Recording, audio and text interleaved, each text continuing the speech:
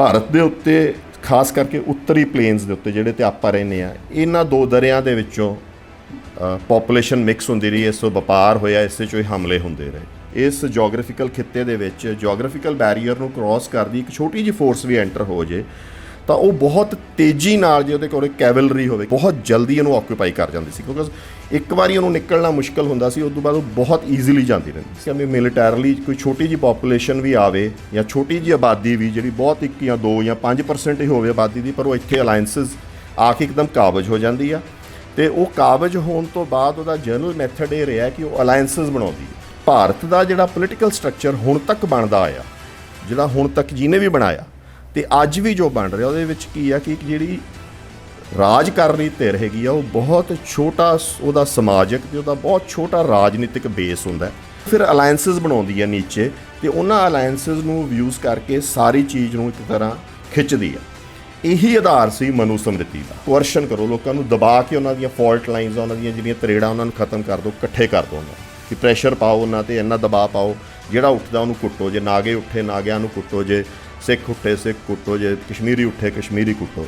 ਦੂਜਾ ਸੀ ਐਲੀਮੀਨੇਸ਼ਨ ਦਾ ਮੈਥਡ। ਉਹ ਐਲੀਮੀਨੇਸ਼ਨ ਦਾ method use ਹੋਇਆ ਪਾਕਿਸਤਾਨ ਦੇ ਵਿੱਚ, ਅਤੇ 77-78 ਤੋਂ ਬਾਅਦ ਭਾਰਤ ਇੱਕ ਹਿੰਦੂ ਸਟੇਟ ਬਣਨੀ ਸ਼ੁਰੂ ਹੋ ਗਈ। ਉਹਨੇ ਉਦੋਂ ਇੰਦਰਾ ਗਾਂਧੀ ਦਾ ਅਤੇ RSS ਦੇ ਵੀ ਸਮਝੌਤੇ ਸ਼ੁਰੂ ਹੋ ਗਏ। ਉਦੋਂ ਬਾਅਦ ਜਿੰਨੇ ਵੀ ਤੁਹਾਡੇ ਪਲੇਜ਼ ਆਏ, ਜੋ ਵੀ ਤੁਹਾਡੀ ਥੋਟਸ ਆਈਆਂ, ਤਾਂ ਉਹਨਾਂ ਨੇ ਵੇਖਿਆ ਕਿ ਵੀ ਇਹ ਨੇਸ਼ਨ ਸਟੇਟ ਦਾ ਜਿਹੜਾ ਕੌਨਸੈਪਟ ਹੈ ਇੱਥੇ ਚੱਲਣਾ ਨਹੀਂ, ਇੱਦੋਂ ਇਹਨੂੰ ਇੱਕ ਹਿੰਦੂ ਸਾਮਰਾਜ ਬਣਾਇਆ ਜਾਵੇ ਤਾਂ ਸ਼ਾਇਦ ਇਹ ਐਗਜ਼ਿਸਟ ਕਰ ਜੇ। ਅਤੇ ਉਹਦੇ ਅਲਾਇੰਸਿਸ ਉਹਨਾਂ ਨੇ ਉਸ ਤਰੀਕੇ ਦੇ ਪੈਦਾ ਕਰਨੇ ਸ਼ੁਰੂ ਕਰ। ਫੈਡਰਲ ਸਟਰਕਚਰ ਵੀ ਤੁਸੀਂ ਮੰਗੋਗੇ ਤਾਂ ਉਹਨੂੰ ਸੈਪਰੇਟਿਜ਼ਮ ਕਿਹਾ ਜਾਊਗਾ, ਠੀਕ ਹੈ ਜੀ। ਤੁਸੀਂ ਕੋਈ ਅਦਰ ਰਾਈਟ ਦੀ ਵੀ ਅਸਰਟ ਕਰੋਗੇ ਤਾਂ ਉਹਨੂੰ ਇਹ ਕਿਹਾ ਜਾਂਦਾ ਵੀ ਇਹ ਅੱਡ ਹੋਣਾ ਚਾਹੁੰਦਾ, ਕਿਉਂਕਿ ਉਹ ਇੱਕ ਪੁਰਾਣਾ ਉਹਨਾਂ ਦੇ ਉੱਤੇ ਇਨਸਿਕਿਉਰਿਟੀ ਵੀ ਰਨ ਕਰਦੀ ਆ।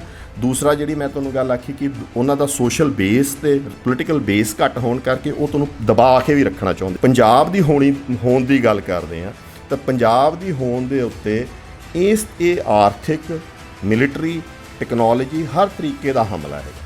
ਮੈਡੀਸਨ ਇੱਕ ਥਿੰਕਰ ਹੋਇਆ ਡੈਮੋਕ੍ਰੇਸੀ ਦਾ, ਉਹ ਇਹ ਕਹਿੰਦਾ ਹੈ ਕਿ ਵੀ ਜਦੋਂ ਵੀ ਡੈਮੋਕ੍ਰੇਸੀ ਰੀਅਲ ਕਦੋਂ ਆ ਸਕਦੀ ਹੈ, ਕਦੋਂ ਲੋਕਤੰਤਰ 'ਚ ਹੋ ਸਕਦੀ ਹੈ, ਕਦੋਂ ਲੋਕਾਂ ਦੀ ਆਵਾਜ਼ ਸੁਣੀ ਸਕਦੀ, ਜਦੋਂ ਦੇਸ਼ ਕੋਲੇ ਫੌਜਾਂ ਨਹੀਂ ਹੋਣਗੀਆਂ। ਜਿੰਨੀ ਦੇਰ ਦੇਸ਼ਾਂ ਕੋਲੇ ਫੌਜਾਂ ਰਹਿਣਗੀਆਂ, ਤੁਸੀਂ ਕਿਸੇ ਤਰੀਕੇ ਦੇ ਸਮਝੌਤੇ ਕਰ ਲਓ, ਤੁਸੀਂ ਕਿਸੇ ਤਰੀਕੇ ਦੀ ਫੈਡਰਲ ਸਟਰਕਚਰ ਲੈ ਆਓ, ਕਿਉਂਕਿ ਇੱਕ ਬੰਦੇ ਕੋਲੇ ਫੋਰਸ ਆ, ਉਹ ਉਹਨੂੰ ਫੋਰਸ ਨਾਲ ਖਤਮ ਕਰ ਦਿੰਦਾ। 370 ਆਪਾਂ ਸਾਹਮਣੇ ਵੇਖਿਆ, ਹੁਣ ਨਾਗਾ ਅਕੋਰਡ ਹੋਇਆ ਸੀ ਪਿੱਛੇ, ਉਹਦੇ ਵਿੱਚ ਉਹਨੇ ਸ਼ੇਅਰਡ ਸੋਵਰੈਨਿਟੀ ਦਾ ਇੱਕ ਮੈਥਡ ਕੱਢਿਆ ਸੀ।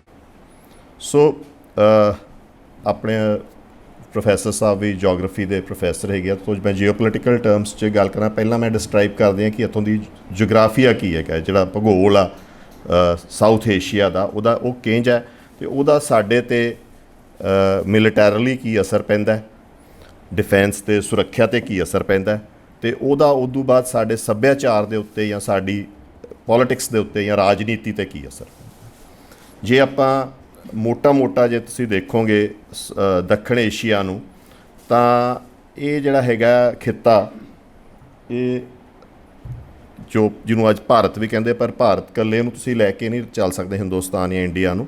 ਇਹਦੇ ਵਿੱਚ ਜੋ ਪਾਕਿਸਤਾਨ ਆ ਅਤੇ ਬਰਮਾ ਦਾ ਏਰੀਆ ਅਤੇ ਸਿਲੋਨ ਆ, ਇਹ ਸਾਰੇ ਨੂੰ ਜੋ ਇਕੱਠਾ ਕੰਸੀਡਰ ਕਰੋਗੇ, ਫਿਰ ਹੀ ਕੋਈ ਤੁਸੀਂ ਇੱਕ ਆਈਡੀਆ ਡਿਵੈਲਪ ਕਰ ਸਕਦੇ ਹੋ ਕਿ ਇੱਥੇ ਕੀ ਹੋਊਗਾ ਇਸ ਆਪਣੇ, ਖਾਸ ਕਰਕੇ ਪੰਜਾਬ ਦੇ ਵਿੱਚ, ਬਿਕੋਜ਼ ਇਹ ਸਾਰੀ ਚੀਜ਼ਾਂ ਇੰਪੈਕਟ ਕਰਦੀਆਂ। ਸੋ ਜਦੋਂ ਆਪਾਂ ਇਸ ਖਿੱਤੇ ਨੂੰ ਵੇਖਦੇ ਹਾਂ, ਦੱਖਣ ਏਸ਼ੀਆ ਦੇ ਨੂੰ, ਤਾਂ ਕਿਤੇ ਨਾ ਕਿਤੇ ਬਲੋਚਿਸਤਾਨ ਅਤੇ ਸਿੰਧ ਦੇ ਵਿਚਾਲਿਓਂ ਇੱਕ ਪਹਾੜੀਆਂ ਉੱਠਣੀਆਂ ਸ਼ੁਰੂ ਹੁੰਦੀਆਂ, ਅਤੇ ਉਹ ਪਹਾੜੀਆਂ ਲਗਾਤਾਰ ਹਾਈਟ ਲੈਂਦੀਆਂ ਜਾਂਦੀਆਂ, ਅਤੇ ਅਸੀਂ ਉਹ ਫਿਰ ਅੱਗੇ ਜਾ ਕੇ ਇੱਕ ਪਾਮੀਰ ਨੋਟਸ ਨਾਂ ਦੀ ਇੱਕ ਏਰੀਆ ਆਉਂਦਾ, ਜਾਂ ਇੱਕ ਹਿੰਦੂ ਕੁਸ਼ ਰੇਂਜ ਆਉਂਦੀ ਆ, ਉਹਦੇ ਵਿੱਚ ਉਹ ਮਿਲਣੀਆਂ ਸ਼ੁਰੂ ਹੋ ਜਾਂਦੀਆਂ। ਉਦੋਂ ਬਾਅਦ ਉਹ ਸਮੁੰਦਰ ਤੋਂ ਉੱਠਦੀਆਂ ਅਤੇ ਉੱਤਰ ਵੱਲ ਨੂੰ, ਨੌਰਦਰਨ ਸਾਈਡ ਨੂੰ ਚੱਲਦੀਆਂ, ਫਿਰ ਨੌਰਦਰਨ ਸਾਈਡ ਤੋਂ ਘੁੰਮ ਕੇ ਹੋਰ ਵੀ ਹਾਇਰ ਮਾਊਂਟਨਸ ਬਣਨ ਲੱਗ ਜਾਂਦੇ ਆ, ਅਤੇ ਉਹ ਮਾਊਂਟਨ ਰੇਂਜ ਜਿਹੜੀ ਹੈਗੀ ਆ, ਉਹ ਵੈਸਟ ਤੋਂ, ਜਿਹਨੂੰ ਪੱਛਮ ਤੋਂ ਈਸਟ ਵੱਲ ਨੂੰ ਚੱਲਦੀ ਆ, ਜਿਹੜੀ ਤੁਹਾਨੂੰ ਚੀਨ ਤੋਂ ਜੁਦਾ ਕਰਦੀ ਹੈਗੀ ਹੈ। ਅਤੇ ਉਹ ਰੇਂਜ ਬਹੁਤ ਹਾਈ ਰੇਂਜ ਹੈਗੀ ਹੈ, ਬਹੁਤ ਹਾਈਟ ਬਹੁਤ ਜ਼ਿਆਦਾ ਉੱਥੇ, ਅਤੇ ਉਹ ਬਹੁਤ ਵੱਡਾ ਇੱਕ ਜੋਗ੍ਰਾਫੀਕਲ ਬੈਰੀਅਰ ਬਣਾਉਂਦੀ ਹੋਈ ਅੱਗੇ ਜਾਂਦੀ ਰਹਿੰਦੀ ਆ। ਅਤੇ ਕਿਤੇ ਨਾ ਕਿਤੇ ਜਿਹੜਾ ਅਸਾਮ ਦਾ ਅਤੇ ਅਰੁਣਾਚਲ ਪ੍ਰਦੇਸ਼ ਦਾ ਏਰੀਆ, ਉੱਥੋਂ ਫਿਰ ਉਹ ਇੱਕਦਮ ਫਿਰ ਹੇਠਾਂ ਨੂੰ ਘੁੰਮ ਜਾਂਦੀ ਹੈਗੀ ਆ, ਅਤੇ ਸਮੁੰਦਰ ਵੱਲ ਨੂੰ ਚੱਲ ਪੈਂਦੀ ਹੈਗੀ ਆ ਰੇਂਜ। ਅਤੇ ਉੱਥੇ ਰਖੀਨ ਮਾਊਂਟਨਸ ਆ, ਜਿਹੜੇ ਬਰਮਾ ਨੂੰ ਅਤੇ ਸਾਊਥ ਏਸ਼ੀਆ ਨੂੰ ਅੱਡ ਕਰਦੇ ਹੈਗੇ। ਜਿਹੜਾ ਇਲਾਕਾ ਬਲੋਚਿਸਤਾਨ ਤੋਂ ਆਪਾਂ ਗੱਲ ਕੀਤੀ ਸੀ ਉੱਠਦਾ, ਉੱਥੇ ਦੋ ਵੱਡੇ ਪਾਸਿਸ ਆਉਂਦੇ ਹੈਗੇ ਆ। ਇੱਕ ਨੂੰ ਆਪਾਂ ਬੋਲਾਨ ਪਾਸ ਦਾ ਮਤਲਬ ਹੁੰਦਾ ਦਰੇ ਦੇ ਵਿੱਚੋਂ ਜਿੱਥੋਂ ਕਿ ਕੁਛ ਆਪਾਂ ਸੌਖੇ ਤਰੀਕੇ ਨਾਲ ਲੰਘ ਸਕਦੇ ਹਾਂ, ਪਹਾੜ ਚੜ੍ਹ ਕੇ ਉਤਰਨਾ ਨਹੀਂ ਪੈਂਦਾ, ਥੋੜ੍ਹਾ ਜਿਹਾ ਸਪੇਸ ਹੁੰਦੀ ਹੈ। ਜੇ ਆਪਾਂ ਇੱਥੇ ਚੰਡੀਗੜ੍ਹ ਵੱਲ ਨੂੰ ਜਾਈਏ ਤਾਂ ਜਿਵੇਂ ਬੱਦੀ ਦੇ ਇਲਾਕੇ 'ਚੋਂ ਆਪਾਂ ਨਿਕਲ ਜਾਂਦੇ ਹਾਂ ਉਸ ਦੂਜੇ ਪਾਸੇ ਦੀ ਪਹਾੜਾਂ ਨੂੰ, ਫਿਰ ਅੱਗੇ ਵੈਲੀ ਆ ਜਾਂਦੀ, ਫਿਰ ਅੱਗੇ ਉਂਝ ਸਪੇਸਿਸ ਨੂੰ ਜੇ ਵੱਡੇ ਸਪੇਸਿਸ ਹੋਣ ਤਾਂ ਉੱਥੇ ਉਹਨਾਂ ਨੂੰ ਦਰਾ ਕਹਿੰਦੇ ਆ। ਅਤੇ ਉਹ ਹੁੰਦੀ ਆ ਉਦੋਂ ਗਾਂ ਫਿਰ ਪਹਾੜ ਜਿਹੜੇ ਚੱਲਦੇ ਆ, ਅਤੇ ਅੱਗੇ ਜਿਹੜੇ ਪਹਾੜ ਉਹ ਸਲੋਪਿੰਗ ਹੈਗੇ ਆ, ਪਰ ਅੱਗੇ ਆਪਾਂ ਬਹੁਤ ਮਸ਼ਹੂਰ ਇੱਕ ਦਰਾ ਆ ਜਾਂਦਾ ਜਿਹਨੂੰ ਆਪਾਂ ਖੈਬਰ ਪਾਸ ਕਹਿ ਦਿੰਦੇ ਹਾਂ, ਖੈਬਰ ਦਾ ਦਰਾ ਕਹਿ ਦਿੰਦੇ ਹਾਂ। ਭਾਰਤ ਦੇ ਉੱਤੇ ਖਾਸ ਕਰਕੇ ਉੱਤਰੀ ਪਲੇਨਸ ਦੇ ਉੱਤੇ ਜਿਹੜੇ ਤੇ ਆਪਾਂ ਰਹਿੰਦੇ ਆ, ਇਹਨਾਂ ਦੋ ਦਰਿਆਂ ਦੇ ਵਿੱਚੋਂ ਪੋਪੂਲੇਸ਼ਨ ਮਿਕਸ ਹੁੰਦੀ ਰਹੀ, ਇਸ ਤੋਂ ਵਪਾਰ ਹੋਇਆ, ਇਸੇ 'ਚੋਂ ਹੀ ਹਮਲੇ ਹੁੰਦੇ ਰਹੇ। ਇਹ ਆਪਾਂ ਬਾਅਦ 'ਚ ਇਹਦੇ 'ਤੇ ਆਉਂਦੇ ਹਾਂ। ਸੋ ਮੋਟੇ ਤੌਰ 'ਤੇ ਇੱਕ ਪਾਸੇ ਇਸ ਇਲਾਕੇ ਨੂੰ ਜੇ ਆਪਾਂ ਇੱਕ ਤਰ੍ਹਾਂ ਸਮੁੰਦਰ ਕਹੀਏ ਤਾਂ ਵੀ ਇਹ ਜਿਹੜਾ ਖਿੱਤਾ ਹੈਗਾ ਇਹਨੂੰ ਆਪਾਂ ਇੱਕ ਜੋਗ੍ਰਾਫੀਕਲ ਬੈਰੀਅਰ ਗਿਣ ਲਈਏ ਤਾਂ ਜਿਹੜਾ ਬਾਕੀ ਬਚਦਾ ਹਿੱਸਾ ਹੈਗਾ ਹੇਠਾਂ ਸਮੁੰਦਰ ਹੈਗਾ, ਅਤੇ ਇਹ ਬਾਕੀ ਬਚਦਾ ਹਿੱਸੇ ਨੂੰ ਆਪਾਂ ਇੱਕ ਸਬ ਕੌਂਟੀਨੈਂਟ ਕਿ ਕੌਂਟੀਨੈਂਟ ਹੀ ਕਹਿ ਸਕਦੇ ਹਾਂ, ਇੱਕ ਮਤਲਬ ਤਰੀਕੇ ਨਾਲ, ਜਿਵੇਂ ਆਸਟ੍ਰੇਲੀਆ ਇੱਕ ਕੌਂਟੀਨੈਂਟ ਹੈ ਜਾਂ ਅਮਰੀਕਾ ਇੱਕ ਕੌਂਟੀਨੈਂਟ ਹੈ, ਏਸ਼ੀਆ ਇੱਕ ਤਾਂ ਇੱਕ ਕੌਂਟੀਨੈਂਟ ਹੈ, ਬਿਕੋਜ਼ ਇੱਥੇ ਫਿਰ ਇੱਕ ਅਲੱਗ ਤਰ੍ਹਾਂ ਦੀ ਸੱਭਿਅਤਾ ਵਸਣ ਲੱਗ ਜਾਂਦੀ ਹੈਗੀ, ਅਲੱਗ ਤਰ੍ਹਾਂ ਦੇ ਲੋਕ, ਉਹਨਾਂ ਦੀ ਸੱਭਿਅਤਾ ਦਾ ਇੰਟਰਮਿਕਸਿੰਗ ਦੂਜੇ ਪੋਪੂਲੇਸ਼ਨ ਨਾਲ ਘੱਟ ਹੁੰਦੀ। ਹੁਣ ਅੰਦਰਲਾ ਜਿਹੜਾ ਇਹਦਾ ਸਟਰਕਚਰ ਹੈਗਾ, ਭੂਗੋਲਿਕ ਸਟਰਕਚਰ ਆ, ਉਹਦੇ ਵਿੱਚ ਜ਼ਿਆਦਾ ਵੱਡੇ ਜੋਗ੍ਰਾਫੀਕਲ ਬੈਰੀਅਰਸ ਹੈ ਨਹੀਂਗੇ, ਭੂਗੋਲਿਕ ਬੈਰੀਅਰਸ ਹੈ ਨਹੀਂਗੇ। ਉਹ ਜਿਹੜੇ ਰੁਕਾਵਟਾਂ ਆ ਉਹ ਜਿਹੜਾ ਤਾਂ ਉੱਤਰੀ ਭਾਰਤ ਆ ਉਹਦੇ ਵਿੱਚ ਦੋ ਮੇਜਰ ਦਰਿਆਵਾਂ ਦੇ ਵੈਲੀਜ਼ ਹੈਗੀਆਂ, ਇੱਕ ਤਾਂ ਯਮਨਾ ਗੰਗਾ ਦੀ ਹੈਗੀ ਆ, ਅਤੇ ਇੱਕ ਹੈਗੀ ਹੈ ਇੰਡਸ ਵੈਲੀ ਦੀ, ਜਿੱਥੇ ਆਪਾਂ ਪੰਜਾਬ 'ਚ ਰਹਿੰਦੇ ਹਾਂ। 5 ਦਰਿਆ ਹੈਗੇ ਆ, ਇਹ ਤਕਰੀਬਨ ਸਾਰੇ ਹੀ ਫੋਰਡੇਬਲ ਦਰਿਆ ਹੈ, ਮਤਲਬ ਜਿੱਥੋਂ ਟੱਪਿਆ ਜਾ ਸਕਦਾ ਸੌਖੇ ਤਰੀਕੇ ਨਾਲ। ਹਾਂ, ਥੋੜ੍ਹੀ ਜਿਹੀ ਮੁਸ਼ਕਿਲਾਂ ਆਉਂਦੀਆਂ ਸੀ ਪੁਰਾਣੀਆਂ ਕੈਵਲਰੀਜ਼ ਨੂੰ ਟੱਪਣ ਦੀਆਂ, ਪਰ ਉਹਨਾਂ ਨੇ ਇਹਦੇ ਵਿੱਚੋਂ ਰਸਤੇ, ਉਹਨਾਂ ਨੂੰ ਸਮਝ ਸੀਗੀ ਕਿ ਕਦੋਂ ਅਸੀਂ ਕਿਵੇਂ ਨਿਕਲ ਸਕਦੇ ਹਾਂ ਇੱਥੋਂ। ਦਰਿਆਵਾਂ ਦੀ ਥੋੜ੍ਹਾ ਜਿਹਾ ਤੁਹਾਨੂੰ ਦੱਸਦਾ, ਦਰਿਆਵਾਂ ਦੀ ਸ਼ਕਲ ਆਏ ਨਹੀਂ ਹੁੰਦੀ ਸੀ ਜਿਵੇਂ ਹੁਣ ਆਪਾਂ ਨੂੰ ਆਪਾਂ ਨੂੰ ਇੱਕ ਜਗ੍ਹਾ ਹੀ ਦਰਿਆ ਮਿਲਦਾ ਨਾ ਨਾਲੇ ਵਾਂਗੂ, ਉਹ ਤਾਂ ਕਿਉਂਕਿ ਆਪਾਂ ਡੈਮ ਲਾ ਲਏ। ਐਕਚੁਅਲੀ ਦਰਿਆ ਬਹੁਤ ਸ਼ਰਿਆਂ 'ਚ ਹੀ ਵਗਦਾ ਹੁੰਦਾ ਸੀ ਜਦੋਂ ਪਲੇਨਸ ਦੇ ਵਿੱਚ ਉਤਰ ਜਾਂਦਾ, ਸੋ ਉਹਨੂੰ ਫੋਰਡ ਕਰਨਾ ਇੰਨਾ ਮੁਸ਼ਕਿਲ ਨਹੀਂ ਹੁੰਦਾ ਸੀਗਾ। ਅਤੇ ਜਦੋਂ ਆਪਾਂ ਸਾਊਥ ਵੱਲ ਜਾਂਦੇ ਹਾਂ, ਉੱਥੇ ਇੱਕ ਪਠਾਰ ਆ ਬਹੁਤ ਵੱਡੀ, ਅਤੇ ਪਠਾਰ ਤੋਂ ਬਾਅਦ ਦਰਿਆ ਜਿਹੜੇ ਹੈਗੇ ਆ ਤੁਸੀਂ ਵੇਖੋਗੇ ਉਹ ਐਂ ਹੌਰੀਜ਼ੋਂਟਲ ਹੋ ਜਾਂਦੇ ਆ ਨਕਸ਼ੇ ਦੇ ਉੱਤੇ, ਹੈ ਨਾ, ਦੋਨੇ ਪਾਸੇ ਨੂੰ ਐਂ ਟੇਢੇ ਚੱਲਦੇ ਆ, ਅਤੇ ਉਹ ਦਰਿਆ ਵੀ ਕੋਈ ਐਡੇ ਵੱਡੇ ਮੁਸ਼ਕਿਲ ਨਹੀਂ ਕ੍ਰੋਸ ਕਰਨੇ। ਪਰ ਇਹਦੇ ਹੁਣ ਦੋ ਮੋਟੇ ਅਸਰ ਹੁੰਦੇ ਆ, ਇਹਦਾ ਮਿਲਟਰੀ ਅਸਰ ਕੀ ਆ, ਜਾਂ ਫੌਜੀ ਅਸਰ ਕੀ ਆ, ਪੋਲੀਟੀਕਲ ਅਸਰ ਕੀ ਆ, ਅਤੇ ਸੱਭਿਆਚਾਰਕ ਅਸਰ ਕੀ ਆ, ਇਹਦੇ 'ਤੇ ਆਪਾਂ ਹੋਣੇ ਆ।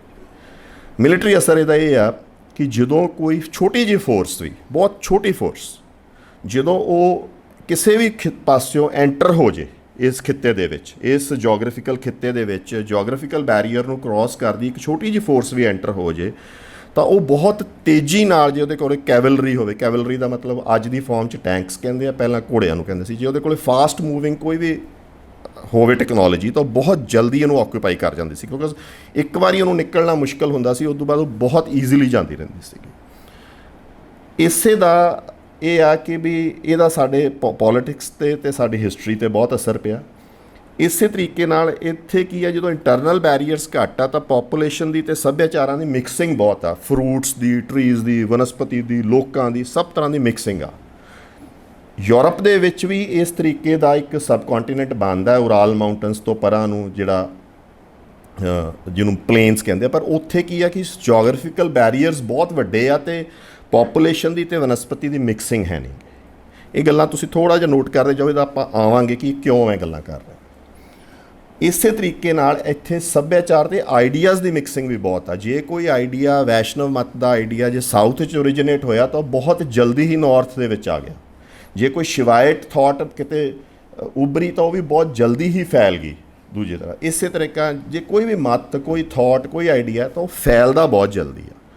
ਉਹਦਾ ਇਹ ਆ ਕਿ ਵੀ ਹਰੇਕ ਜਗ੍ਹਾ 'ਤੇ ਤੁਹਾਨੂੰ ਹਰੇਕ ਥਾਟ ਨੂੰ ਸੋਚਣ ਵਾਲੇ, ਮੰਨਣ ਵਾਲੇ, ਵੇਖਣ ਵਾਲੇ ਜਾਂ ਸਮਝਣ ਵਾਲੇ ਪੋਪੂਲੇਸ਼ਨ ਮਿਲਦੀ ਜਾਊਗੀ, ਅਤੇ ਕਿਤੇ ਐਸੀ ਜਗ੍ਹਾ ਨਹੀਂ ਆਉਂਦੀ ਜਿੱਥੇ ਇੱਕਦਮ ਕੱਟਿਆ ਜਾਵੇ ਕਿ ਮਤਲਬ ਇੱਥੇ ਪੰਜਾਬੀ ਬੋਲਦੇ ਇਲਾਕੇ ਹੈਗਾ ਤਾਂ ਵੀ ਇੱਥੇ ਇੱਕਦਮ ਸਲੈਸ਼ ਹੋ ਗਿਆ, ਬੰਦ ਹੋ ਗਿਆ, ਅਤੇ ਅੱਗੇ ਦੂਜੀ ਭਾਸ਼ਾ ਸ਼ੁਰੂ ਹੋ ਗਈ। ਇਹ ਜਾਂ ਕੋਈ ਖਿੱਤਾ ਨਹੀਂ ਆਉਂਦਾ। ਵੇਅਰਐਜ਼ ਯੂਰਪ ਦੇ ਵਿੱਚ ਕਿਉਂਕਿ ਜੋਗ੍ਰਾਫੀਕਲ ਬਾਊਂਡਰੀਜ਼ ਬਹੁਤ ਜ਼ਿਆਦਾ ਸਟਰੋਂਗ ਹੈਗੀਆਂ, ਤਾਂ ਇਹ ਜਿਹੇ ਖਿੱਤੇ ਬਹੁਤ ਆਉਂਦੇ ਆ ਜਿੱਥੋਂ ਇੱਕਦਮ ਭਾਸ਼ਾ ਜਾਂ ਇੱਕਦਮ ਥਾਟ ਬਦਲ ਜਾਂਦੀ ਹੈਗੀ ਉਹਨਾਂ ਦੀ। ਸੋ ਇਹਦੇ ਨਾਲ ਸਾਡੇ ਜਿਹੜੇ ਇੱਥੋਂ ਦੇ ਪੋਲੀਟੀਕਲ ਸਟਰਕਚਰਸ ਹੈਗੇ ਆ ਉਹ ਜਾਂ ਜਿਹੜੇ ਰਾਜਨੀਤਿਕ ਸਟਰਕਚਰਸ ਆ ਉਹਨਾਂ 'ਤੇ ਵੀ ਇਹਦਾ ਅਸਰ ਪੈਂਦਾ।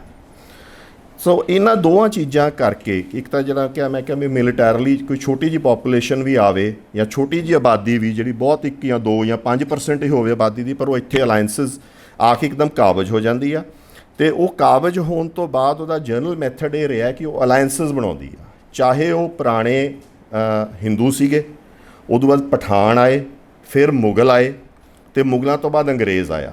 ਇਹ ਜਿਹੜੇ ਵੀ ਸੀ ਇਹ ਨੋਨ ਨੇਟਿਵ ਸੀ, ਇੱਥੋਂ ਦੇ ਕੋਈ ਨਹੀਂ ਸੀ ਇਹਨਾਂ 'ਚੋਂ। ਉਹ ਸਾਰਿਆਂ ਨੇ ਆਏ ਇੱਕਦਮ ਆਏ। ਉਹ ਆਉਣ ਤੋਂ ਬਾਅਦ ਜਦੋਂ ਉਹਨਾਂ ਨੇ ਥੋੜ੍ਹਾ ਜਿਹਾ ਇਸਟੈਬਲਿਸ਼ ਹੋ ਗਏ ਮੇਨ ਕੋਰ ਸੈਂਟਰਸ 'ਤੇ, ਫਿਰ ਉਹਨੇ ਅਲਾਇੰਸਿਸ ਬਣਾਉਣੇ ਸ਼ੁਰੂ ਕਰਤੇ। ਉਹ ਅਲਾਇੰਸਿਸ ਜਦੋਂ ਬਣੇ ਤਾਂ ਉਹਨਾਂ ਅਲਾਇੰਸਿਸ 'ਚੋਂ ਇੱਥੋਂ ਦੀ ਪੋਲੀਟਿਕਸ ਇਮਰਜ ਹੋਈ। ਇਸੇ ਤਰੀਕੇ ਨਾਲ ਜਿਹੜੇ ਆਈਡੀਆਜ਼ ਆ ਉਹਨਾਂ ਦਾ ਉਹ ਫੈਲ ਗਏ। ਹੁਣ ਜਿਵੇਂ ਜੈਨ ਮੱਤ ਆ, ਆਪਣੇ ਜੈਨ ਮੱਤ ਦੇ ਲੋਕ 2% ਆਬਾਦੀ ਆ, ਸਿੱਖਾਂ ਦੀ ਵੀ 2% ਆਬਾਦੀ ਆ, ਪਰ ਸਿੱਖ ਇੱਕ ਜੋਗ੍ਰਾਫੀਕਲ ਏਰੀਆ 'ਚ ਕੰਸਨਟਰੇਟਡ ਆ। ਜੈਨ ਤਕਰੀਬਨ ਸਾਰੇ ਭਾਰਤ 'ਚ ਕਿਤੇ ਨਾ ਕਿਤੇ ਫੈਲੇ ਹੋਏ ਆ। ਤਾਂ ਉਹਨਾਂ ਦੀ ਜੋ ਪੋਲੀਟੀਕਲ ਸੇ ਆ ਉਹਦੇ 'ਤੇ ਫਰਕ ਪੈਂਦਾ, ਉਹ ਵੀ ਆਪਾਂ ਕੰਸੀਡਰ ਕਰਦੇ ਹਾਂ ਕਿਤੇ। ਸੋ ਭਾਰਤ ਦਾ ਜਿਹੜਾ ਪੋਲੀਟੀਕਲ ਸਟਰਕਚਰ ਹੁਣ ਤੱਕ ਬਣਦਾ ਆਇਆ, ਜਿਹੜਾ ਹੁਣ ਤੱਕ ਜਿਹਨੇ ਵੀ ਬਣਾਇਆ ਅਤੇ ਅੱਜ ਵੀ ਜੋ ਬਣ ਰਿਹਾ, ਉਹਦੇ ਵਿੱਚ ਕੀ ਆ ਕਿ ਜਿਹੜੀ ਰਾਜ ਕਰ ਰਹੀ ਧਿਰ ਹੈਗੀ ਆ ਉਹ ਬਹੁਤ ਛੋਟਾ ਉਹਦਾ ਸਮਾਜਿਕ ਅਤੇ ਉਹਦਾ ਬਹੁਤ ਛੋਟਾ ਰਾਜਨੀਤਿਕ ਬੇਸ ਹੁੰਦਾ। ਉਹ ਫਿਰ ਅਲਾਇੰਸਿਸ ਬਣਾਉਂਦੀ ਹੈ ਨੀਚੇ, ਅਤੇ ਉਹਨਾਂ ਅਲਾਇੰਸਿਸ ਨੂੰ ਯੂਜ਼ ਕਰਕੇ ਸਾਰੀ ਚੀਜ਼ ਨੂੰ ਇੱਕ ਤਰ੍ਹਾਂ ਖਿੱਚਦੀ ਆ।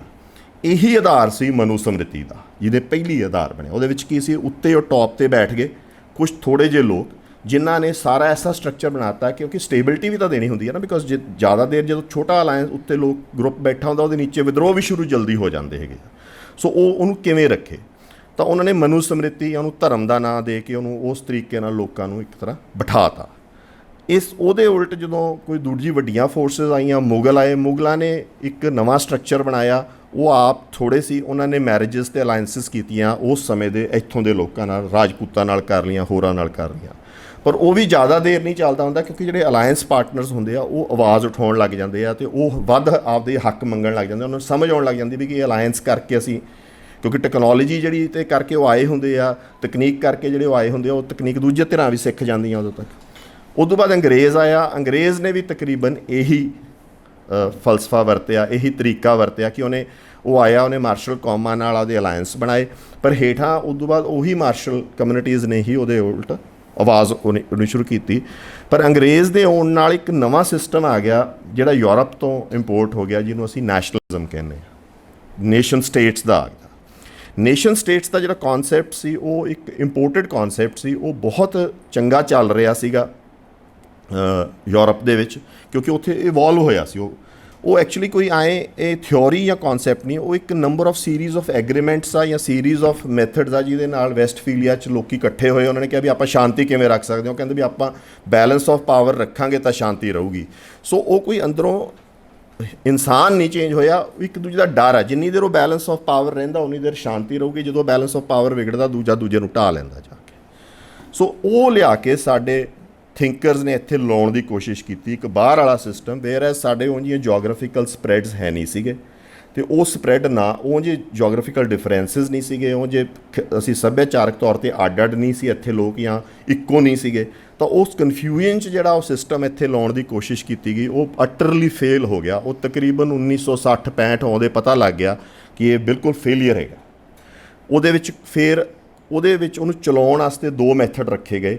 ਪਹਿਲਾ ਮੈਥਡ ਇਹ ਸੀ ਕਿ ਕੋਰਸ਼ਨ ਕਰੋ, ਲੋਕਾਂ ਨੂੰ ਦਬਾ ਕੇ ਉਹਨਾਂ ਦੀਆਂ ਫਾਲਟ ਲਾਈਨਸ, ਉਹਨਾਂ ਦੀਆਂ ਜਿਹੜੀਆਂ ਤਰੇੜਾਂ, ਉਹਨਾਂ ਨੂੰ ਖਤਮ ਕਰ ਦਿਓ, ਇਕੱਠੇ ਕਰ ਦਿਓ ਉਹਨਾਂ ਨੂੰ, ਕਿ ਪ੍ਰੈਸ਼ਰ ਪਾਓ ਉਹਨਾਂ 'ਤੇ, ਇੰਨਾ ਦਬਾਅ ਪਾਓ, ਜਿਹੜਾ ਉੱਠਦਾ ਉਹਨੂੰ ਕੁੱਟੋ। ਜੇ ਨਾਗੇ ਉੱਠੇ ਨਾਗਿਆਂ ਨੂੰ ਕੁੱਟੋ, ਜੇ ਸਿੱਖ ਉੱਠੇ ਸਿੱਖ ਕੁੱਟੋ, ਜੇ ਕਸ਼ਮੀਰੀ ਉੱਠੇ ਕਸ਼ਮੀਰੀ ਕੁੱਟੋ। ਦੂਜਾ ਸੀ ਐਲੀਮੀਨੇਸ਼ਨ ਦਾ ਮੈਥਡ। ਉਹ ਐਲੀਮੀਨੇਸ਼ਨ ਦਾ ਮੈਥਡ ਯੂਜ਼ ਹੋਇਆ ਪਾਕਿਸਤਾਨ ਦੇ ਵਿੱਚ, ਪਹਿਲਾਂ ਭਾਰਤ ਦੇ ਵਿੱਚ ਹੀ ਯੂਜ਼ ਹੋਇਆ। ਉਹਦੇ ਵਿੱਚ ਇਹ ਹੈ ਕਿ ਉਹਨਾਂ ਨੇ ਕਿਹਾ ਵੀ ਆਹ ਐਡੀ ਵੱਡੀ ਆਬਾਦੀ ਨੂੰ ਕੁੱਟ ਕੇ ਅਸੀਂ ਆਪਦੇ ਨੇਸ਼ਨ 'ਚ ਨਹੀਂ ਦੇ ਸਕਦੇ, ਤਾਂ ਇਹਨੂੰ ਤਾਂ ਅੱਡ ਕਰ ਦਿਓ, ਜਾਂ ਇਹਦੇ 'ਚੋਂ ਫੈਡਰਲ ਸਟਰਕਚਰ ਕੱਢ ਦਿਓ, ਜਾਂ ਇਹਨੂੰ ਅਲੱਗ ਕਰ ਦਿਓ। ਇੱਕ ਬਿਲਕੁਲ ਹੀ ਪਾਕਿਸਤਾਨ ਬਣ ਗਿਆ ਉਹ 'ਚ 2 ਨੇਸ਼ਨ ਥਿਓਰੀ 'ਚੋਂ। ਅਤੇ ਪਾਕਿਸਤਾਨ ਦੇ ਵਿੱਚ ਵੀ ਜਦੋਂ ਉਹਨਾਂ ਨੇ ਵੇਖਿਆ ਬੰਗਾਲੀਆਂ ਨੂੰ ਅਸੀਂ ਇਕੱਠੇ ਨਹੀਂ ਰੱਖ ਸਕਦੇ, ਉਹਨਾਂ ਨੇ ਕਿਹਾ ਇਹਨੂੰ ਐਲੀਮੀਨੇਟ ਕਰੋ, ਅਤੇ ਰਿਲੀਜਨ ਦੇ ਨਾਂ 'ਤੇ ਉਹਨਾਂ ਨੇ ਇਕੱਠਾ ਕਰਨਾ ਸ਼ੁਰੂ ਕੀਤਾ। ਪਾਕਿਸਤਾਨ ਦੇ ਰਿਲੀਜਨ ਦੇ ਐਕਸਪੈਰੀਮੈਂਟ ਤੋਂ ਬਹੁਤ ਹੀ ਜਲਦੀ ਭਾਰਤ ਨੇ ਵੀ ਸਿੱਖ ਲਿਆ ਕਿ ਵੀ ਆਹ ਸ਼ਾਇਦ ਇੱਕ ਤਰੀਕਾ ਹੈ। 71 ਜਦੋਂ ਸਕੂਤੇ ਢਾਕਾ ਜਿਹਨੂੰ ਕਹਿੰਦੇ ਪਾਕਿਸਤਾਨ ਦਾ ਸਰੈਂਡਰ ਹੋਇਆ, ਅਤੇ ਉਦੋਂ ਬਾਅਦ ਜ਼ਿਆ ਉਲ ਹਕ ਜਦੋਂ ਪਾਵਰ 'ਚ ਆਉਂਦਾ ਤਾਂ ਉਹਨੇ ਪਾਕਿਸਤਾਨ ਨੂੰ ਇੱਕ ਨੇਸ਼ਨ ਦੇ ਤੌਰ 'ਤੇ ਹਟਾ ਕੇ ਉਹਨੇ ਇਸਲਾਮ ਦੇ ਉੱਤੇ ਇਕੱਠਾ ਕਰਨਾ ਸ਼ੁਰੂ ਕੀਤਾ। ਤਾਂ ਉਸੇ 'ਚੋਂ ਉਹਨਾਂ ਨੇ ਭਾਰਤ ਨੇ ਵੀ ਬਲਦੀ ਜਲਦੀ ਸਿੱਖ ਲਿਆ ਅਤੇ 77-78 ਤੋਂ ਬਾਅਦ ਭਾਰਤ ਇੱਕ ਹਿੰਦੂ ਸਟੇਟ ਬਣਨੀ ਸ਼ੁਰੂ ਹੋ ਗਈ। ਉਹਨੇ ਉਦੋਂ ਇੰਦਰਾ ਗਾਂਧੀ ਦਾ ਅਤੇ RSS ਦੇ ਵੀ ਸਮਝੌਤੇ ਸ਼ੁਰੂ ਹੋ ਗਏ। ਉਦੋਂ ਬਾਅਦ ਜਿੰਨੇ ਵੀ ਤੁਹਾਡੇ ਪਲੇਜ਼ ਆਏ, ਜੋ ਵੀ ਤੁਹਾਡੀ ਥੋਟਸ ਆਈਆਂ, ਤਾਂ ਉਹਨਾਂ ਨੇ ਵੇਖਿਆ ਕਿ ਵੀ ਇਹ ਨੇਸ਼ਨ ਸਟੇਟ ਦਾ ਜਿਹੜਾ ਕੌਨਸੈਪਟ ਹੈ ਇੱਥੇ ਚੱਲਣਾ ਨਹੀਂ, ਇੱਦੋਂ ਇਹਨੂੰ ਇੱਕ ਹਿੰਦੂ ਸਾਮਰਾਜ ਬਣਾਇਆ ਜਾਵੇ ਤਾਂ ਸ਼ਾਇਦ ਇਹ ਐਗਜ਼ਿਸਟ ਕਰ ਜੇ। ਅਤੇ ਉਹਦੇ ਅਲਾਇੰਸਿਸ ਉਹਨਾਂ ਨੇ ਉਸ ਤਰੀਕੇ ਦੇ ਪੈਦਾ ਕਰਨੇ ਸ਼ੁਰੂ ਕਰ ਦਿੱਤੇ। ਉਹ ਜਿਹੜੇ ਅਲਾਇੰਸਿਸ ਸੀ, ਜਿਹੜੇ ਪੁਰਾਣੇ ਅਲਾਇੰਸਿਸ ਸੀ, ਤੁਸੀਂ ਵੇਖੋ ਉਹ ਸੀ ਇੱਕ ਟੌਪ ਦੀ ਸੋਸ਼ਲ ਕਲਾਸ ਦਾ, ਇੱਕ ਦਲਿਤ ਵਰਗ ਨੂੰ, ਜਿਹਨੂੰ ਆਪਾਂ ਦਲਿਤ ਕਹਿੰਦੇ ਹਾਂ, ਮਾਰਜਨਾਈਜ਼ਡ ਕਲਾਸਿਸ ਨਾਲ ਅਲਾਇੰਸਿਸ ਸੀ। ਪਰ 80s ਤੋਂ ਬਾਅਦ ਤੁਸੀਂ ਵੇਖੋਗੇ ਕਿ ਇੱਕਦਮ ਇੰਟਰਨਲ ਸਿਕਿਉਰਿਟੀ ਲਾਜ਼ ਦੇ ਵਿੱਚ ਬਹੁਤ ਤੇਜ਼ੀ ਆ ਗਈ। ਪਹਿਲਾਂ ਪੰਜਾਬ ਦੇ ਵਿੱਚ ਆਏ, ਜਿਹਨੂੰ ਆਪਾਂ ਪੋਟਾ ਢਾਡਾ ਕਹਿੰਦੇ ਸੀਗੇ, ਪਰ ਉਦੋਂ ਬਾਅਦ ਸਭ ਤੋਂ ਜ਼ਿਆਦਾ ਇਹ ਲਾਜ਼ ਮਹਾਰਾਸ਼ਟਰ 'ਚ ਆਏ, ਸਟੇਟਸ ਨੇ ਕ੍ਰੀਏਟ ਕਰਨੇ ਸ਼ੁਰੂ ਕਰਤੇ ਅਤੇ ਇੱਕਦਮ ਇਹਦੇ ਵਿੱਚ ਤੇਜ਼ੀ ਆ ਗਈ, ਬਿਕੋਜ਼ ਉਹ ਅਲਾਇੰਸ ਪਾਰਟਨਰਸ ਆਪਦੇ ਹੱਕ ਮੰਗਣ ਲੱਗ ਗਏ ਸੀ। ਜਿਵੇਂ ਪਹਿਲਾਂ ਮੁਗਲਾਂ ਵੇਲੇ ਵਿਦਰੋਹ ਸ਼ੁਰੂ ਹੋ ਗਏ ਸੀ ਜਾਂ ਅੰਗਰੇਜ਼ਾਂ ਵੇਲੇ ਹੋ ਗਏ ਸੀ, ਤਾਂ ਹੁਣ ਅਲਾਇੰਸ ਪਾਰਟਨਰਸ ਮੰਗਣ ਲੱਗ ਗਏ ਸੀ। ਅਤੇ ਅੱਜ ਜਿਹੜਾ UAPA ਲਿਆਂਦਾ ਹੈਗਾ, ਉਹ ਸਭ ਤੋਂ ਜ਼ਿਆਦਾ ਇੰਪਲੀਮੈਂਟ ਹੀ ਮਹਾਰਾਸ਼ਟਰ 'ਚ ਹੋ ਰਿਹਾ, ਅਤੇ ਜ਼ਿਆਦਾਤਰ ਤੁਸੀਂ ਵੇਖੋਗੇ ਕਬੀਰਪੰਥੀਆਂ 'ਤੇ ਹੋ ਰਿਹਾ, ਕਿਉਂਕਿ ਉੱਥੇ ਇੱਕ ਉਹ ਅਲਾਇੰਸ ਪਾਰਟਨਰਸ ਆਪਦੇ ਜ਼ਿਆਦਾ ਰਾਈਟਸ ਮੰਗਣ ਲੱਗ ਗਏ ਹੈਗੇ, ਅਤੇ ਉਹ ਅਕਰੋਸ ਦੀ ਕੰਟਰੀ ਹੁਣੇ ਹੋ ਗਿਆ।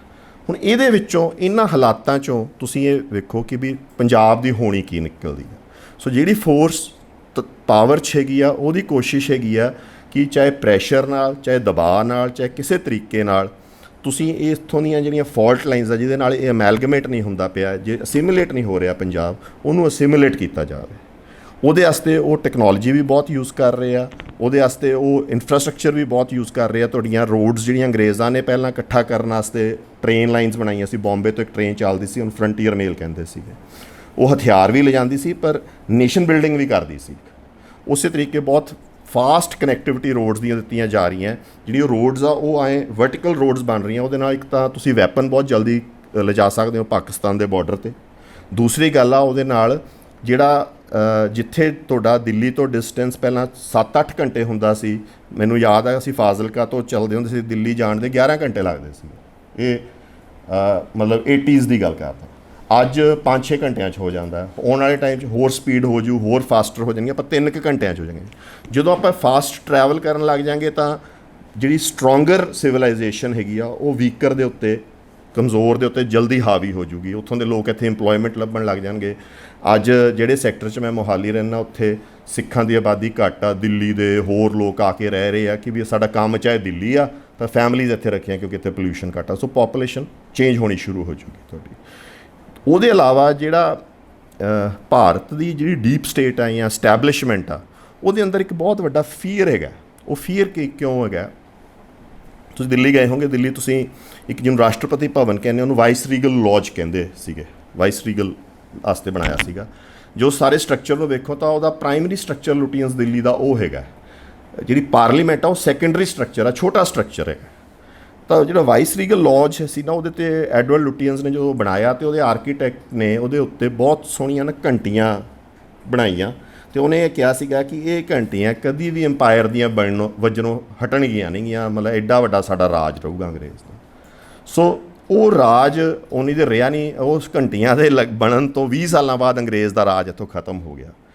ਸਮਵੇਅਰ ਡੀਪ ਡਾਊਨ ਦ ਲਾਈਨ ਬੰਗਲਾਦੇਸ਼ ਹੋ ਗਿਆ, ਇਹ ਹੋ ਗਿਆ, ਨੈਸ਼ਨੈਲਿਟੀਜ਼ ਉੱਠ ਰਹੀਆਂ। ਤਾਂ ਜਿਹੜੀ ਹਿੰਦੁਸਤਾਨ ਦੀ ਐਸਟੈਬਲਿਸ਼ਮੈਂਟ ਹੈ ਜਾਂ ਡੀਪ ਸਟੇਟ ਆ, ਉਹ ਬਹੁਤ ਜਲਦੀ ਐਕਟੀਵੇਟ ਹੋ ਜਾਂਦੀ ਆ। ਮਾਈਨਰ ਜੀ ਵੀ ਕੋਈ ਹੱਕ ਵੀ ਮੰਗਦਾ ਤਾਂ ਉਹਨੂੰ ਉਹ ਸੈਪਰੇਟਿਜ਼ਮ ਦਾ ਦੇ ਦਿੰਦੀ ਆ। ਉਹ ਫੈਡਰਲ ਸਟਰਕਚਰ ਵੀ ਤੁਸੀਂ ਮੰਗੋਗੇ ਤਾਂ ਉਹਨੂੰ ਸੈਪਰੇਟਿਜ਼ਮ ਕਿਹਾ ਜਾਊਗਾ। ਠੀਕ ਹੈ ਜੀ। ਤੁਸੀਂ ਕੋਈ ਆਪਦਾ ਰਾਈਟ ਦੀ ਵੀ ਅਸਰਟ ਕਰੋਗੇ ਤਾਂ ਉਹਨੂੰ ਇਹ ਕਿਹਾ ਜਾਂਦਾ ਵੀ ਇਹ ਅੱਡ ਹੋਣਾ ਚਾਹੁੰਦਾ, ਕਿਉਂਕਿ ਉਹ ਇੱਕ ਪੁਰਾਣਾ ਉਹਨਾਂ ਦੇ ਉੱਤੇ ਇਨਸਿਕਿਉਰਿਟੀ ਵੀ ਰਨ ਕਰਦੀ ਆ। ਦੂਸਰਾ, ਜਿਹੜੀ ਮੈਂ ਤੁਹਾਨੂੰ ਗੱਲ ਆਖੀ ਕਿ ਉਹਨਾਂ ਦਾ ਸੋਸ਼ਲ ਬੇਸ ਅਤੇ ਪੋਲੀਟੀਕਲ ਬੇਸ ਘੱਟ ਹੋਣ ਕਰਕੇ ਉਹ ਤੁਹਾਨੂੰ ਦਬਾ ਕੇ ਵੀ ਰੱਖਣਾ ਚਾਹੁੰਦੇ ਕਿ ਕਿਵੇਂ ਨਾ ਕਿਵੇਂ ਇਹਨਾਂ ਨੂੰ ਇਕੱਠੇ ਕਰਕੇ ਕੱਢ ਲਓ। ਵਸੀਲਿਆਂ ਦੀ ਘਾਟ ਆ, ਆਬਾਦੀ ਜ਼ਿਆਦਾ ਹੈ, ਉਹ ਵੀ ਇੱਕ ਬਹੁਤ ਵੱਡਾ ਰੀਜ਼ਨ ਹੈ ਕਿ ਵੀ ਇਹਨੂੰ ਵੰਡੋ। ਤੁਸੀਂ ਫਾਈਨੈਂਸ਼ੀਅਲ ਕਮਿਸ਼ਨ ਨੂੰ ਜੇ ਆਦਿ ਨੂੰ ਵੇਖੋਗੇ ਤਾਂ ਉਹਦਾ ਇਹ ਹੈ ਕਿ ਵੀ ਜਿਹੜੀ ਸਟੇਟ ਅਮੀਰ ਹੋ ਜਾਂਦੀ ਹੈ, ਉਹਦੇ ਤੋਂ ਫੰਡਸ ਦੂਜੀ ਵੱਲ ਟਰਾਂਸਫਰ ਹੋ ਜਾਂਦੇ ਆ। ਅੱਜ ਮਹਾਰਾਸ਼ਟਰ ਨੂੰ, ਹਰਿਆਣੇ ਨੂੰ 0 ਗ੍ਰਾਂਟ ਮਿਲਦੀ ਹੈਗੀ ਆ। ਪੰਜਾਬ ਨੂੰ ਥੋੜ੍ਹੀ ਬਹੁਤ, ਜੇ 1 ਰੁਪਇਆ ਪੰਜਾਬ ਟੈਕਸ ਕਲੈਕਟ ਕਰਦਾ ਤਾਂ ਪੰਜਾਬ ਨੂੰ 42 ਪੈਸੇ ਆਉਂਦੇ ਆ। ਜੇ 1 ਰੁਪਇਆ ਮਹਾਰਾਸ਼ਟਰ ਟੈਕਸ ਕਲੈਕਟ ਕਰਦਾ, ਉਹਨੂੰ 30 ਪੈਸੇ ਜਾਂਦੇ ਆ। ਜੇ 1 ਰੁਪਇਆ ਤਾਮਿਲਨਾਡੂ ਟੈਕਸ ਕਲੈਕਟ ਕਰਦਾ, ਉਹਨੂੰ ਸਾਰੇ 15-20 ਪੈਸੇ ਜਾ ਰਹੇ ਆ। ਕੇਰਲਾ ਨੂੰ ਉਨੇ ਕੁ ਜਾ ਰਹੇ ਆ। ਠੀਕ ਹੈ। ਉਹਦੇ ਅਗੇਂਸਟ यूपी ਨੂੰ 1 ਰੁਪਇਆ ਕਲੈਕਟ ਹੁੰਦਾ ਤਾਂ 1 ਰੁਪਏ 35-40 ਪੈਸੇ ਜਾ ਰਹੇ। ਸੋ ਇਸ ਤਰ੍ਹਾਂ ਦੀਆਂ ਡਿਸਪੈਰਿਟੀਜ਼ ਨੂੰ ਇਹ ਕੁਐਸਚਨ ਨਾਲ ਜਾਂ ਇੱਕ ਆਰਥਿਕਤਾ ਦੀ ਆਰਥਿਕ ਕੁਐਸਚਨ ਨਾਲ ਤੁਹਾਡੀਆਂ ਡਿਸਪੈਰਿਟੀਜ਼ ਨੂੰ ਖਤਮ ਕਰਕੇ ਇੱਕੋ ਬਣਾਉਣ ਦੀ ਕੋਸ਼ਿਸ਼ ਹੋ ਰਹੀ ਹੈ। ਸੋ ਜਦੋਂ ਆਪਾਂ ਪੰਜਾਬ ਦੀ ਹੋਣ ਦੀ ਗੱਲ ਕਰਦੇ ਹਾਂ ਤਾਂ ਪੰਜਾਬ ਦੀ ਹੋਣ ਦੇ ਉੱਤੇ ਇਹ ਆਰਥਿਕ, ਮਿਲਟਰੀ, ਟੈਕਨੋਲੋਜੀ ਹਰ ਤਰੀਕੇ ਦਾ ਹਮਲਾ ਹੈਗਾ। ਸੋ ਇਸ ਸਿਚੁਏਸ਼ਨ ਦੇ ਵਿੱਚ ਜਿਹੜਾ ਇਹ ਨਿਜ਼ਾਮ ਆ, ਇਹ ਨਿਜ਼ਾਮ ਜ਼ਿਆਦਾ ਦੇਰ ਟਿਕਦੇ ਨਹੀਂ ਹੁੰਦੇ ਕਿਉਂਕਿ ਅੰਦਰੋਂ ਇੰਪਲੋਡ ਹੋ ਜਾਂਦੇ, ਕਿਉਂਕਿ ਅੰਦਰ ਦੀਆਂ ਅਨੋਮਲੀਜ਼ ਜਿਹੜੀਆਂ ਮੈਂ ਡਿਸਕਸ ਕੀਤੀਆਂ ਉਹ ਇੱਥੇ ਵੀ ਪਲੇ ਅਪ ਹੋਣੀਆਂ ਸ਼ੁਰੂ ਹੋ ਗਈਆਂ। ਸੋ ਉਹ ਇੰਪਲੋਡ ਹੋਣ ਤੋਂ ਪਹਿਲਾਂ ਆਪਾਂ ਕਿੰਨਾ ਆਪਦੇ ਆਪ ਨੂੰ ਬਚਾ ਸਕਦੇ ਹਾਂ, ਕਿੰਨਾ ਆਪਾਂ ਆਪਦੇ ਆਪ ਨੂੰ ਸੇਫ ਰੱਖ ਸਕਦੇ ਹਾਂ, ਉਹ ਤਾਂ ਸਾਡੇ ਲੋਕਾਂ 'ਤੇ ਡਿਪੈਂਡ ਕਰੂਗਾ, ਸਾਡੀ ਰੈਜ਼ੀਲੀਅੰਸ ਕਿੰਨੀ। ਅਤੇ ਵੈਸੇ ਮਿਕਸਚਰ ਹੋ ਵੀ ਰਿਹਾ ਆਪਣੀ ਭਾਸ਼ਾ ਦੇ ਵਿੱਚ ਆ। ਹੁਣ ਡਾਂਗਾ ਪੈਣ ਨੂੰ ਆਪਾਂ ਲਾਠੀ ਵਜਣੀ ਕਹਿ ਰਹੇ ਹਾਂ, ਤਾਂ ਆਪਣੀ ਬੋਲੀ ਦੇ ਵਿੱਚ ਹੀ ਕਿੰਨਾ ਬਦਲਾਅ ਹੈ, ਛੋਟਾ ਬਦਲਾਅ ਆ ਰਿਹਾ, ਅਤੇ ਉਹ ਅਸਰ ਪੈਂਦਾ ਰਹੂਗਾ। ਪਰ ਜਿਹੜਾ ਮੌਜੂਦਾ ਨਿਜ਼ਾਮ ਹੈ ਜਾਂ ਮੌਜੂਦਾ ਕਿ ਜਿਹੜਾ 1000 ਸਾਲ ਤੋਂ ਹੀ ਇੱਥੇ ਨਿਜ਼ਾਮ ਅੱਡ ਚੱਲੇ ਆ, ਉਹਦੇ ਵਿੱਚ ਕੋਈ ਸਪੇਸ ਹੈ ਨਹੀਂ ਕਿ ਇੱਕ ਵੇਰੀਐਂਟ ਨੂੰ ਇੱਕ ਅੱਡ ਨੂੰ ਇਕੱਲਾ ਪੰਜਾਬ ਨਾਲ ਨਹੀਂ ਸਾਰਿਆਂ ਨਾਲ। ਅੱਜ ਮੈਥਲੀ ਖਤਮ ਹੋ ਗਈ, ਬ੍ਰਜ ਭਾਸ਼ਾ ਖਤਮ ਹੋ ਗਈ, ਉੱਥੋਂ ਦੀ ਭਾਸ਼ਾ ਹਿੰਦੀ ਬਣ ਗਈ, ਉਹਨਾਂ ਨੂੰ ਪਤਾ ਹੀ ਨਹੀਂ ਕਿ ਸਾਡੀ ਇਹ ਭਾਸ਼ਾ ਹੁੰਦੀ ਸੀ। ਸੋ ਇਹ ਸਾਰਿਆਂ ਨਾਲ ਹੀ ਹੋ ਰਿਹਾ। ਪਰ ਇਹ ਜੇ ਨਿਜ਼ਾਮ ਜਿਹੜੇ ਆ, ਜਿਵੇਂ ਮੈਂ ਕਿਹਾ ਨਾ ਕਿ ਵੀ ਉਹ 20 ਸਾਲ ਹੀ ਟਿਕਿਆ ਸੀ, ਉਵੇਂ ਇਹ ਕੋਈ ਜ਼ਰੂਰੀ ਨਹੀਂ ਕਿ ਇਹ ਕਿੰਨੇ ਸਾਲ ਇਹ ਨਿਜ਼ਾਮ ਚੱਲੇ। ਇਹ ਜੇ ਨਿਜ਼ਾਮ ਕਿਉਂਕਿ ਨੈਚੁਰਲ ਨਹੀਂ ਗਏ, ਇੱਥੋਂ ਦੇ ਇਵੋਲਵ ਹੋਈਆਂ ਨਹੀਂ ਗਈਆਂ, ਤਾਂ ਇਹ ਇੱਥੋਂ ਇੰਪਲੋਡ ਹੋ ਸਕਦੇ। ਇੰਪਲੋਡ ਹੋਣ ਤੋਂ ਬਾਅਦ ਕੀ ਹੋ ਸਕਦਾ? ਇੰਪਲੋਡ ਹੋਣ ਤੋਂ ਬਾਅਦ ਹੋ ਸਕਦਾ ਛੋਟੀਆਂ ਨੇਸ਼ਨ ਸਟੇਟਸ ਬਣ ਜਾਣ, ਠੀਕ ਹੈ, ਜਿਵੇਂ ਆਪਾਂ ਆਮ ਸੋਚਦੇ ਹਾਂ। ਉਹ ਹਮੇਸ਼ਾ ਵਾਰ ਕਰਦੀਆਂ ਰਹਿਣਗੀਆਂ, ਜਾਂ ਕੋਈ ਯੂਰਪੀਅਨ ਯੂਨੀਅਨ ਵਰਗਾ ਕੋਈ ਮਾਡਲ ਡਿਵੈਲਪ ਹੋ ਜਾਏ, ਉਹ ਹੋ ਸਕਦਾ। ਪਰ ਇਹਦਾ ਇਹ ਨਹੀਂ ਕਿ ਇਹ ਮੈਥਡ ਆਪਣੇ ਬਜ਼ੁਰਗਾਂ ਨੇ ਨਹੀਂ ਸੋਚੇ ਜਾਂ ਮੈਥਡ ਸਮਝੇ ਨਹੀਂ। ਇਹਦੇ 2 ਅਟੈਂਪਟਸ ਪਹਿਲਾਂ ਵੀ ਹੋ ਚੁੱਕੀਆਂ। ਇੱਕ ਅਟੈਂਪਟ ਤਾਂ ਅੰਗਰੇਜ਼ਾਂ ਨੇ ਕੀਤੀ ਸੀ, ਜਿਹਨੂੰ ਆਪਾਂ ਆਪਣਾ ਕੈਬਨਿਟ ਮਿਸ਼ਨ ਪਲਾਨ ਕਹਿੰਦੇ ਹਾਂ। ਉਹਨਾਂ ਨੇ ਇੱਕ ਪਲਾਨ ਦਿੱਤੀ ਸੀ ਵੀ ਤੁਸੀਂ ਅੱਡ ਨਾ ਹੋਵੋ, ਤੁਸੀਂ ਕੈਬਨਿਟ ਮਿਸ਼ਨ ਪਲਾਨ ਦੇ ਵਿੱਚ ਸੈਪਰੇਟ ਇਲੈਕਟੋਰੇਟ ਲੈ ਲਓ ਕਿ ਵੀ ਸਿੱਖ ਕੈਂਡੀਡੇਟ ਭੇਜੂਗਾ, ਦੂਜਾ ਮੁਸਲਮਾਨ ਭੇਜੂਗਾ, ਅਤੇ ਉਹਨਾਂ ਨੇ ਕੈਬਨਿਟ ਮਿਸ਼ਨ ਪਲਾਨ ਜਿਹਨੂੰ ਕੰਸੋਂਸ਼ੀਅਲ ਕਹਿੰਦੇ ਹੈਗੇ ਆ। ਪਰ ਉਹ ਜੇ ਹੋ ਵੀ ਜਾਂਦਾ ਤਾਂ ਕੋਈ ਐਡਾ ਬਿਹਤਰ ਨਹੀਂ ਹੋਣਾ ਸੀ, ਬਿਕੋਜ਼ ਉਸ ਟਾਈਮ ਸਿਰਫ ਪੀਸ ਨੂੰ ਜਦੋਂ ਆਪਾਂ ਕਹਿੰਦੇ ਵੀ ਸ਼ਾਂਤੀ ਲਿਆਓ ਕਰਦੇ ਹਾਂ, ਤਾਂ ਉਹਦੇ 'ਚ ਬਹੁਤ ਜ਼ਿਆਦਾ ਮਾਈਨੋਰਿਟੀਜ਼ ਜਾਂ ਬਹੁਤ ਲੋਕ ਐਸੇ ਵਰਗ ਹੁੰਦੇ ਜਿਨ੍ਹਾਂ ਦੀਆਂ ਰਾਈਟਸ ਨੂੰ ਆਪਾਂ ਛੱਡ ਜਾਂਦੇ ਹਾਂ। ਸੋ ਉਹ ਅਟੈਂਪਟ ਚਲੋ ਮੰਨੀ ਨਹੀਂ ਗਈ, ਕਾਂਗਰਸ ਨੇ ਨਹੀਂ ਮੰਨੀ। ਉਹਨਾਂ ਨੇ ਕਿਹਾ ਨਹੀਂ, ਸਾਨੂੰ ਤਾਂ ਇੱਕ ਯੂਨਿਟਰੀ ਫਾਰਮ ਆਫ ਗਵਰਨਮੈਂਟ ਚਾਹੀਦੀ ਹੈ, ਸਾਨੂੰ ਹਿੰਦੂਆਂ ਦਾ ਅੱਡ ਕਰ ਦਿਓ, ਮੁਸਲਮਾਨਾਂ ਦਾ ਅੱਡ ਕਰ ਦਿਓ। ਤਾਂ ਉਹਦੇ ਵਿੱਚ ਸਿੱਖਾਂ ਨੇ ਜੇ ਕੋਈ ਮੰਗ ਮੰਨੀ ਵੀ ਤਾਂ ਉਹ ਕਿਤੇ ਨਾ ਕਿਤੇ ਉਹਦੀਆਂ ਰੀਜ਼ਨਸ ਅੱਡ, ਆਪਾਂ ਨੂੰ ਡਿਬੇਟ ਨਹੀਂ ਕਰਾਂਗੇ, ਪਰ ਉਹ ਮੰਨੀ ਨਹੀਂ ਗਈ ਅਤੇ ਉਹ ਨਹੀਂ, ਸਿੱਖਾਂ ਵਾਲੀ ਰਾਈਟ ਨਹੀਂ ਮੰਨੀ ਗਈ। ਪਰ ਜੇ ਉਹ ਫਾਰਮੂਲਾ ਲਾਗੂ ਵੀ ਹੋ ਜਾਂਦਾ, ਜਿਵੇਂ ਬਹੁਤ ਲੋਕ ਕਹਿੰਦੇ ਆ, ਤਾਂ ਉਹ ਕੋਈ ਤੁਹਾਨੂੰ ਬਾਹਲਾ ਲੰਬਾ ਦੂਰ ਨਹੀਂ ਲਿਜਾਂਦਾ ਸੀ। ਪਰ ਇਦੋਂ ਪਹਿਲਾਂ ਵੀ ਅਟੈਂਪਟ ਹੋਏ ਆ, ਉਹ ਹੋਇਆ ਸਿੱਖ ਗੁਰੂਆਂ ਵੱਲੋਂ, ਜਿਹਨੂੰ ਆਪਾਂ ਹਲੀਮੀ ਰਾਜ ਕਹਿੰਦੇ ਆ। ਹਲੀਮੀ ਰਾਜ ਇੱਕ ਐਸਾ ਰਾਜ ਆ ਕਿ ਵੀ ਤੁਸੀਂ ਕੋਆਰਡੀਨੇਸ਼ਨ ਨਾਲ, ਇੱਕ ਦੂਜੇ ਨਾਲ ਕੋਆਪਰੇਸ਼ਨ ਨਾਲ ਕਿਵੇਂ ਚੱਲ ਸਕਦੇ ਹੋ, ਠੀਕ ਹੈ। ਤੁਸੀਂ ਇੱਕ ਦੂਜੇ ਨੂੰ ਸਟੇਟ ਕਦੀ ਵੀ, ਜੇ ਸਟੇਟ ਬਹੁਤ ਪਾਵਰਫੁਲ ਸੈਂਟਰ ਹੋਊਗਾ, ਬਹੁਤ ਪਾਵਰਫੁਲ ਉਹਦੇ ਕੋਲ ਫੌਜਾਂ ਹੋਣਗੀਆਂ, ਤਾਂ ਉਹ ਕਿਸੇ ਨਾ ਕਿਸੇ ਦੀਆਂ ਰਾਈਟਸ ਨੂੰ ਲੈ ਜੂਗੀ। ਮੈਡੀਸਨ ਇੱਕ ਥਿੰਕਰ ਹੋਇਆ ਇੱਕ ਡੈਮੋਕ੍ਰੇਸੀ ਦਾ, ਉਹ ਇਹ ਕਹਿੰਦਾ ਹੈ ਕਿ ਵੀ ਜਦੋਂ ਵੀ ਡੈਮੋਕ੍ਰੇਸੀ ਰੀਅਲ ਕਦੋਂ ਆ ਸਕਦੀ ਹੈ, ਕਦੋਂ ਲੋਕਤੰਤਰ 'ਚ ਹੋ ਸਕਦੀ ਹੈ, ਕਦੋਂ ਲੋਕਾਂ ਦੀ ਆਵਾਜ਼ ਸੁਣੀ ਸਕਦੀ, ਜਦੋਂ ਦੇਸ਼ ਕੋਲੇ ਫੌਜਾਂ ਨਹੀਂ ਹੋਣਗੀਆਂ। ਜਿੰਨੀ ਦੇਰ ਦੇਸ਼ਾਂ ਕੋਲੇ ਫੌਜਾਂ ਰਹਿਣਗੀਆਂ, ਤੁਸੀਂ ਕਿਸੇ ਤਰੀਕੇ ਦੇ ਸਮਝੌਤੇ ਕਰ ਲਓ, ਤੁਸੀਂ ਕਿਸੇ ਤਰੀਕੇ ਦੀ ਫੈਡਰਲ ਸਟਰਕਚਰ ਲੈ ਆਓ, ਕਿਉਂਕਿ ਇੱਕ ਬੰਦੇ ਕੋਲੇ ਫੋਰਸ ਆ, ਉਹ ਉਹਨੂੰ ਫੋਰਸ ਨਾਲ ਖਤਮ ਕਰ ਦਿੰਦਾ। 370 ਆਪਾਂ ਸਾਹਮਣੇ ਵੇਖਿਆ। ਹੁਣ ਨਾਗਾ ਅਕੋਰਡ ਹੋਇਆ ਸੀ ਪਿੱਛੇ, ਉਹਦੇ ਵਿੱਚ ਉਹਨਾਂ ਨੇ ਸ਼ੇਅਰਡ ਸੋਵਰੈਨਿਟੀ ਦਾ ਇੱਕ ਮੈਥਡ ਕੱਢਿਆ ਸੀ ਕਿ ਵੀ ਕੁਛ ਏਰੀਏ ਤਾਂ ਨਾਗਾਲੈਂਡ ਵਾਲਿਆਂ ਨੂੰ ਦੇ ਦਿਓ ਪੂਰੇ, ਅਤੇ ਜਿੱਥੇ ਨਾਗੀ ਪਾਪੂਲੇਸ਼ਨ ਸਟੇਟ ਤੋਂ ਬਾਹਰ ਵੱਸਦੇ ਆ, ਜਿਵੇਂ ਹੁਣ ਆਪਾਂ ਪੰਜਾਬੀ ਜਾਂ ਸਿੱਖ ਸਟੇਟ ਤੋਂ ਬਾਹਰ ਵੀ ਵੱਸਦੇ ਆ, ਤਾਂ ਉੱਥੇ ਜਿਹੜੀ ਐਡਮਿਨਿਸਟ੍ਰੇਟਿਵ ਡਿਸੀਜਨ ਹੈਗੇ ਆ ਉਹ ਐਡਮਿਨਿਸਟ੍ਰੇਸ਼ਨ ਲਵੇ, ਅਤੇ ਦੂਜੇ ਜਿਹੜੇ ਉਹਨਾਂ ਦੇ ਕਲਚਰਲ ਸੱਭਿਆਚਾਰਕ ਡਿਸੀਜਨ ਉਹ ਨਾਗੇ ਲੈਣ। ਪਰ ਉਹ ਮੈਥਡ ਵੀ ਨਹੀਂ ਲੱਗਿਆ। ਮਤਲਬ ਜਿੱਥੇ ਜਦੋਂ ਸੈਂਟਰਲ ਗਵਰਨਮੈਂਟ ਕੋਲੇ ਬਹੁਤ ਸਟਰੋਂਗ ਮਿਲਟਰੀ ਫੋਰਸ ਹੋਊਗੀ, ਤਾਂ ਉਹ ਕਦੀ ਵੀ ਤੁਹਾਨੂੰ, ਚਾਹੇ ਉਹ ਫੈਡਰਲ ਸਟਰਕਚਰ ਹੋਵੇ, ਚਾਹੇ ਕੋਈ ਸਟਰਕਚਰ ਹੋਵੇ, ਉਹ ਰਾਈਟਸ ਨਹੀਂ ਮਿਲ ਸਕਦੀਆਂ। ਸੋ ਇਸ ਖਿੱਤੇ ਦਾ ਫਾਈਨਲੀ ਜਿੱਦਣ ਨਿਜ਼ਾਮ ਆਊਗਾ, ਜਿੱਦਣ ਇੱਥੇ ਸ਼ਾਂਤੀ ਆਊਗੀ, ਜਿੱਦਣ ਇੱਥੇ ਪ੍ਰੋਗਰੈਸ ਆਉਣੀ ਹੈ, ਪਿਛਲੇ 2000 ਸਾਲਾਂ ਤੋਂ ਵੇਰੀਅਸ ਅਟੈਂਪਟਸ ਹੋਏ, ਨਹੀਂ ਹੋਇਆ ਕੁਛ ਵੀ, ਜਿੱਦਣ ਵੀ ਕਿਤੇ ਆਉਣੀ ਆ ਤਾਂ ਉਸ ਹਲੀਮੀ ਰਾਜ 'ਚ ਆਉਣੀ ਆ, ਜਿਹੜਾ ਕਿ ਸੈਂਟਰ ਸਿੰਪਲ ਹੋਵੇ, ਬਹੁਤ ਘੱਟ ਉਹਦੇ ਕੋਲ ਇਖਤਿਆਰ ਹੋਣ, ਉਹ ਸਿਰਫ ਕੋਆਰਡੀਨੇਟਰ ਜਾਂ ਮੋਡਰੇਟਰ ਦਾ ਜਾਂ ਇੱਕ ਦੂਜੇ ਨਾਲ ਗੱਲਬਾਤ ਦਾ ਸੁਵਿਧਾ ਕਰਾਉਂਦਾ ਹੋਵੇ। ਬਾਕੀ ਜਿਹੜੇ ਫੋਰਸਿਸ ਹੈਗੀਆਂ ਜਾਂ ਹੋਰ ਲੋਕ ਹੈਗੇ ਆ, ਉਹ ਇੱਕ ਦੂਜੇ ਨਾਲ ਆਪ ਹੀ ਗੱਲ ਕਰ ਸਕਣ, ਕਿਉਂਕਿ ਇਹ ਖਿੱਤਾ ਇਕੱਲਾ ਇਹ ਹੌਰੀਜ਼ੋਂਟਲੀ ਨਹੀਂ ਵੰਡਿਆ ਹੋਇਆ ਸੂਬਿਆਂ 'ਚ ਜਾਂ ਸੱਭਿਆਚਾਰਾਂ 'ਚ, ਇਹ ਵਰਟੀਕਲੀ ਵੀ ਇਹਦੇ ਵਿੱਚ ਬਹੁਤ ਮਤਲਬ ਦੂਜੀਆਂ ਦਰਾਰਾਂ ਵੀ ਬਹੁਤ ਆ ਕਾਸਟ ਕਲਾਸ ਦੀਆਂ। ਸੋ ਇਹਦਾ ਉਦੋਂ ਹੀ ਇੱਥੇ ਸ਼ਾਂਤੀ ਜਾਂ ਇੱਥੇ ਪ੍ਰੋਗਰੈਸ ਆਊਗੀ ਜਦੋਂ ਇਸ ਤਰੀਕੇ ਦਾ ਕੋਈ ਸਿਸਟਮ ਆਊਗਾ। ਵਾਹਿਗੁਰੂ ਜੀ ਕਾ ਖਾਲਸਾ, ਵਾਹਿਗੁਰੂ ਜੀ ਕੀ